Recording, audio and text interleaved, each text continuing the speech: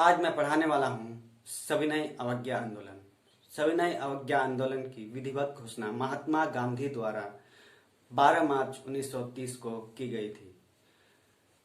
सविनय अवज्ञा आंदोलन से पहले की थोड़ा घटनाओं के बारे में भी देख लेते हैं।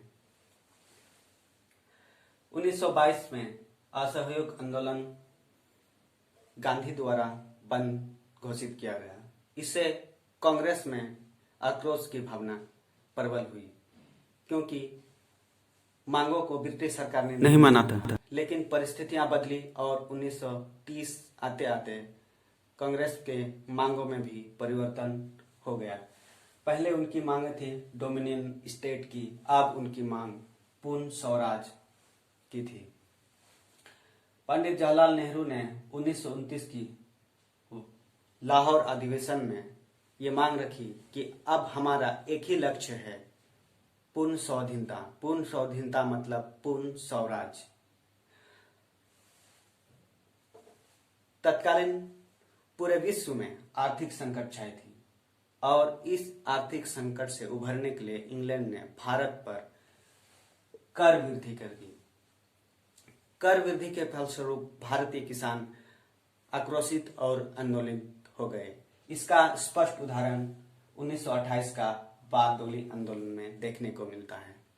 बारदोली आंदोलन में सरदार वल्लभ भाई पटेल के हस्तक्षेप से ब्रिटिश सरकार को झुकना पड़ा और करों में कमी की। इससे अब भारतीय जनमानस किसान वर्ग को लगने लगा कि अब अंग्रेजों से मांगने से कुछ नहीं मिलने वाला, जो कुछ भी चाहिए केवल और केवल आंदोलन से। 30 जनवरी 1930 को यंग इंडिया के अपने पत्रिका में महात्मा गांधी ने सरकार के समक्ष 11 सूत्री मांग प्रस्तुत की। 11 सूत्री मांग में केवल आर्थिक पक्ष ही ज्यादा थी। इससे कांग्रेस में आक्रोश की भावना प्रज्वलित हुई, क्योंकि उसमें केवल आर्थिक पक्ष ही था, पूर्ण स्वराज की मांग नहीं थी। कांग्रेस द्वारा गांधी जी की कटु आलोचना भी की गई। सरकार की आर्थिक नीति से परेशान होकर तत्कालीन समय में केंद्रीय और प्रांतीय व्यवस्थापिकाओं की 172 सदस्यों ने त्याग पत्र दे दिया। इस प्रकार सविनय अवज्ञा आंदोलन होने से पहले ही यह प्रबल हो चुकी थी। गांधी जी ने आंदोलन को रोकने की या स्थगित करने की बहुत कोशिश की। फिर 2 मार्च 1930 को लॉर्ड इरविन को पत्र लिखकर भेजा कि हमारी मांगों को मान लिया जाए और एस्टीमेट भी दिया कि 11 मार्च तक हमारी मांग मान लिया जाए तो हम आंदोलन नहीं करेंगे। इस पर लॉर्ड इरविन का जवाब आया कि आप जो कर रहे हैं, मतलब गांधी जी को ये जवाब आया कि आप जो कर रहे हैं वो कानून का उल्लंघन है। इससे जन शांति खतरे में पड़ सकती है। इससे खिन्न होकर गांधी जी ने कहा कि मैंने रोटी मांगी थी और रोटी के बदले मुझे पत्थर मिला। फिर आगे गांधी जी कहते हैं कि आपके कानून से पूरा भारतवर्ष कारावास में तब्दील हो चुकी है। लाठी और डंडों से शांति स्थापित की जाती है और मुझे इस तरह के कानून को भंग करने में मेरा कर्तव्य है। इस प्रकार 12 मार्च 1930 को अपने 78 साथियों के साथ सुबह 6:30 बजे साबरमती आश्रम से 241 मील की दूरी तय कर दांडी मार्च प्रारंभ हुई। इस दांडी मार्च को तत्कालीन इतिहासकारों ने नेपोलियन की पेरिस मार्च और कुछ ने मुसोलिनी की रोम मार्च से की है। गांधी जी जिस रास्ते से गए वहां के अनगिनत लोग उस गांधी जी में के साथ शामिल हुए और गांधी जी की जय के साथ पूरा वातावरण गुंजमान हो गया। फिर 24 दिन की यात्रा के बाद 5 अप्रैल को दांडी गांधी अपने सहयोगी के साथ पहुंच गए। फिर 6 अप्रैल सुबह को वह समुद्र किनारे नमक कानून तोड़ने के लिए गए। वहां पर गांधी जी का स्वागत सरोजिनी नायडू ने किया। सरोजिनी ने गांधी जी से कहा, तुम्हारा स्वागत है विधि भंजक। विधि भंजक मतलब कानून तोड़ने वाले। कहने का तात्पर्य है कि सरोजिनी ने कहा कि आपका स्वागत है कानून तोड़ने वाले। इस प्रकार नमक कानून तोड़ा गया। गांधी ने एक मुट्ठी नमक लेके नमक कानून को तोड़ा और इसके बाद आगे के कार्यक्रमों के लिए 9 अप्रैल 1930 को गांधी जी ने घोषणा की कि गांव-गांव में नमक कानून को तोड़ा जाए। छात्र सरकारी शिक्षा मतलब स्कूल कॉलेज का बहिष्कार करें। कर्मचारी सरकारी दफ्तर को छोड़ दें। विदेशी वस्त्रों को चलाया जाए।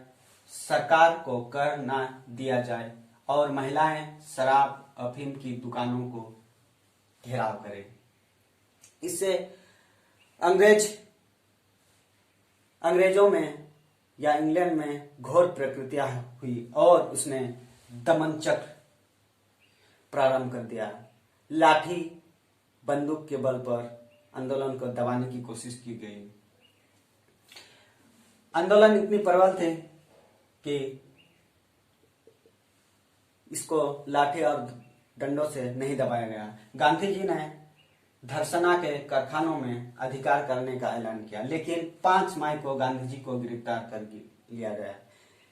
गांधी जी के गिरफ्तार करने से और असंतोष फैली और धरसना के कारखानों में कब्जा जमाने के लिए सरोजिनी नायडू, इमाम साहब और गांधी जी के पुत्र मणिलाल ने मोर्चा संभाला। सविनय आंदोलन पूरे भारत वर्ष में फैल चुकी थी। सोलापुर में भी ऐसा ही नजारा देखने को मिलता है। सोलापुर में पुलिस और आम जन के बीच भयंकर संघर्ष होती है और इसमें लगभग 1 लाख लोगों को जेल में डाल दिया जाता है। बड़ाला में भी ऐसा ही बड़ाला के कारखाना में मजदूरों ने मोर्चा संभाला और बड़ाला के कारखानों को कब्जा करने का कोशिश किया, लेकिन मजदूरों और पुलिसों में बहुत ही खूनी संघर्ष हुए। इसमें एक चीज देखने को मिलता है, भारतीय मुसलमान इस आंदोलन से पूरी तरह अलग रहे, लेकिन पश्चिम उत्तर सीमा प्रांत में खान अब्दुल गफ्फार खान ने इस आंदोलन का मोर्चा संभाला और उसकी आंदोलन के जो सैन्य थे वो लाल कुर्ता पहनते थे, इसलिए इसको लाल कुर्ती आंदोलन भी कहा जाता है। 25 अप्रैल 1930 को पेशावर में चंद्र सिंह गढ़वाली के नेतृत्व में पुलिस बल भेजा गया और पुलिस बल ने निहत्थे नागरिकों पर गोली चलाने से इनकार कर दिया।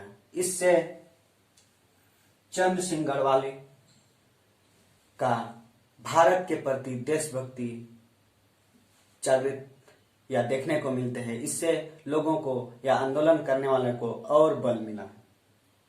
इस प्रकार चंद्र सिंह गढ़वाली ने अपना देशभक्ति का परिचय दिया। पूर्व उत्तर भारत में नागा लोगों ने मोर्चा संभाला और उसके नेता थे जेदोनांग। जेदोनांग को गिरफ्तार कर गया और फांसी दे दी गई। इसके बाद उसकी 13 वर्षीय बहन गेडिले ने मोर्चा संभाला और बाद में इसी से ही पंडित जवाहरलाल नेहरू ने इसे रानी नाम से या रानी की उपाधि दी। बाद में इसका नाम रानी गेडिले के नाम से इतिहास में ये विख्यात हुई। इस आंदोलन को भारतीय कम्युनिस्ट पार्टी ने भी खूब सहयोग किया और उनका नारा किराया मत दो, लगान ना दो, इस तरह का नारा जो है पूरे भारत वर्ष में फेमस हो गई। इस आंदोलन में महत्वपूर्ण देखने को मिलता है कि महिलाओं ने, मजदूरों ने, किसानों ने और छात्रों ने भाग लिया। तत्कालीन अंग्रेज इतिहासकार लुई फिशर ने भी इस आंदोलन के बारे में इस प्रकार कहा है कि अंग्रेजों द्वारा भारतीयों को डंडों से और बंदूक के बटों से मारा गया, लेकिन भारतीय लोग ना पीछे हटे ना गिड़गिड़ाए। इससे इंग्लैंड लाचार हुआ और भारत अजेय।